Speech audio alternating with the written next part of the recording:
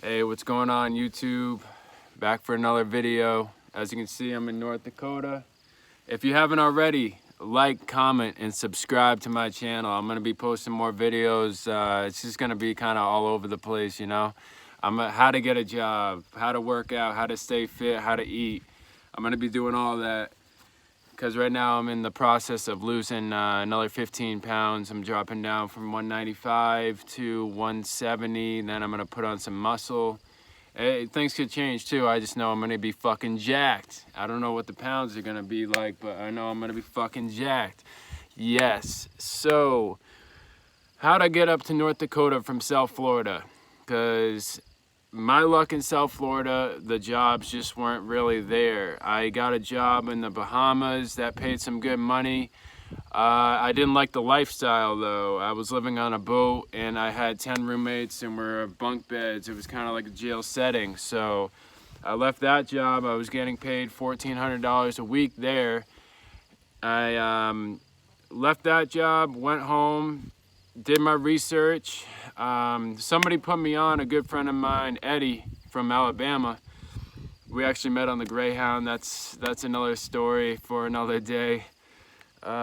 He's a good guy. He's a fellow trucker. So met him and he told me, since I didn't have my CDL for too long, to look at oilfield jobs. So that's what I started doing when I got back from the Bahamas. I started looking for oilfield jobs in West Texas, New Mexico, Colorado, and then also up here in North Dakota, because I did my research and a lot of people on YouTube were saying go up to North Dakota if you want to get an oil rig job driving the trucks. So that's originally my plan, was to get a job in the oil field.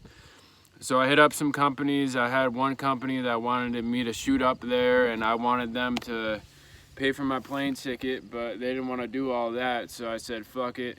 And also I didn't like how they paid on the percentage, because the percentage of the loads, because I know there's a lot of variables that go into that from the research I did also. So I was like, fuck that. I'm not going to be getting paid on no loads starting out, because I'm pretty much a rookie driver. I've had my CDL for less than a year. So I figured I didn't want to fuck myself over and do all that. So then I did some more searching around, and then I stumbled upon a farming job on Craigslist in North Dakota. It said truck driver wanted. I clicked on it. It said truck driver needed for a farm up here in North Dakota. I said, fuck it, I'll email him and see if he gets back to me. So he got back to me. I explained my situation, how I've had my CDL for a little bit less than a year, about 8 months now or 7. And he said, fuck it, come on up here to see what you can do. And I said, roger that. So I pretty much, I said I'll be up there in 5 days. I packed my Toyota Corolla 1999. The Rolla, thing's a fucking beast. So anyways, I got an oil change for that. Changed one of the tires. Got some new windshield wipers and headed my ass up there. I actually slept in my car for 2 days straight. And then on the third night, I got a hotel so I didn't look like a goddamn mess when I got here and met my boss and whatnot. So I did all that. It's a good situation here. Housing is free. I have a fucking 2-bedroom house to myself in town. And it's a little town, not too much to do, but fuck it. I have my own little house in town, a 15-minute commute to the farm for work. And then after that, I'm running fucking 12-hour plus days, $20 an hour.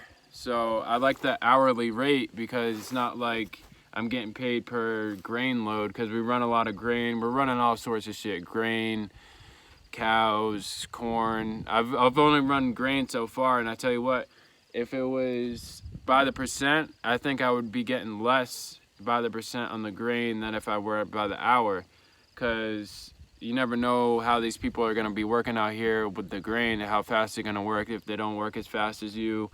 And then plus, if you're a rookie driver, you're not going to be running these fucking dirt roads as fast as somebody who's been doing this for 5 years. These roads are fucking serious, but you can do it. The roads are a lot wider, so you can run. See, I'm running this triple axle I think it's a little bit longer than a usual 18-wheeler, but yeah, you can learn how to run this shit. Before I came here, I only ran the 13-speed. I did one trip. That's actually, that one trip I did with the driver was, I tried going with Leonard's Express up in Rochester, New York. And fuck that shit, man. I didn't like that shit at all. Getting trained for $400 or $500 a week or whatever my trainer wanted to pay me.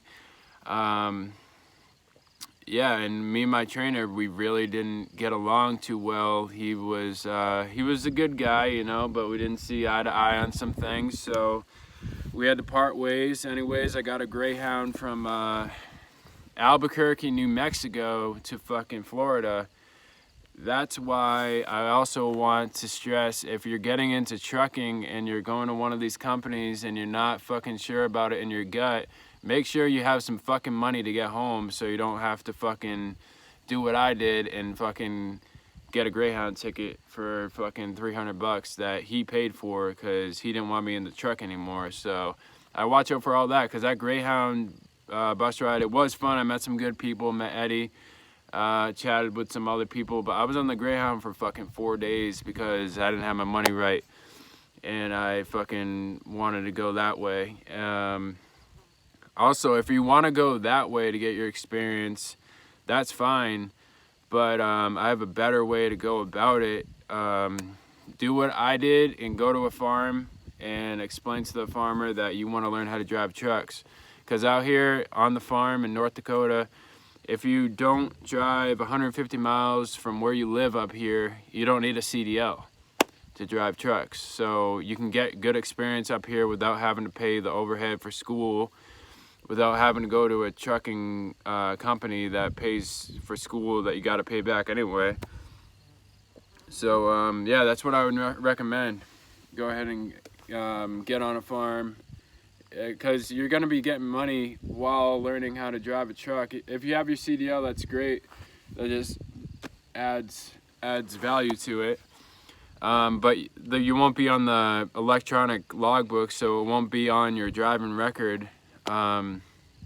Which I don't look at as a bad thing. Some people might look at it as a bad thing, because a lot of these companies hiring nowadays, you got to have verifiable experience, which I'm not really tripping about, because I'm getting paid, you know, over $200 a day. At $200 a day, that's at 10 hours. Today I think it's gonna be about a 10-hour, 12-hour day. The other day I ran a 13-hour day. I've been here for 3 days, so, but as the corn comes, that's when the longer hours are gonna come also. And as the winter is coming, we're gonna be working like a motherfucker too. So like, you're talking 14-hour days probably on the regular.